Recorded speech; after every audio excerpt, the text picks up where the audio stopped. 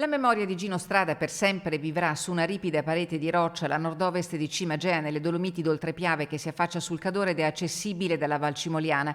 L'impresa, compiuta lo scorso luglio da 3 noti alpinisti bellunesi, Luca Vallata, Davide Cassolle e Giacomo De Menec, è stata dedicata al fondatore di Emergency, morto il 13 agosto scorso. Abbiamo voluto dedicare la via a Gino Strada perché tutti e tre in maniera assolutamente unanime riteniamo che sia uno degli italiani più importanti del nostro tempo, quindi ci sembrava davvero un gesto doveroso per mandare avanti la memoria, insomma, di Gino, di quello che ha fatto e della sua maniera di vedere il mondo e la vita.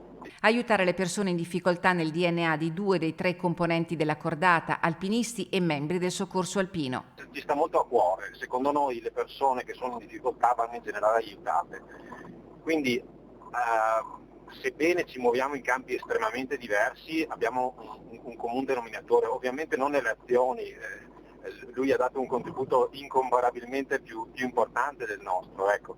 Però insomma ci sentiamo vicini a livello sentimentale alle sue azioni. Ecco. La scoperta di Cima Gea, molto poco conosciuta, grazie all'amicizia fra Luca Vallata e Mauro Corona, che aveva parlato dell'esistenza di questa parete inviolata che lui stesso aveva tentato e che era stata nelle mire di un altro alpinista, Ignazio Piussi. Una perlustrazione prima, 2 giorni di scalata poi, il 6 e 7 luglio scorsi, l'arrivo in vetta.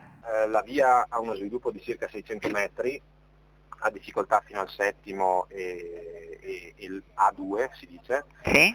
e ha una roccia di non buona qualità. Sul momento i 3 alpinisti non hanno pensato al nome adatto per intitolare la loro via, ma alla morte di Gino Strada la decisione è stata unanime, così come l'entusiasmo che l'ha accolta questo pomeriggio quando la notizia è stata diffusa via social.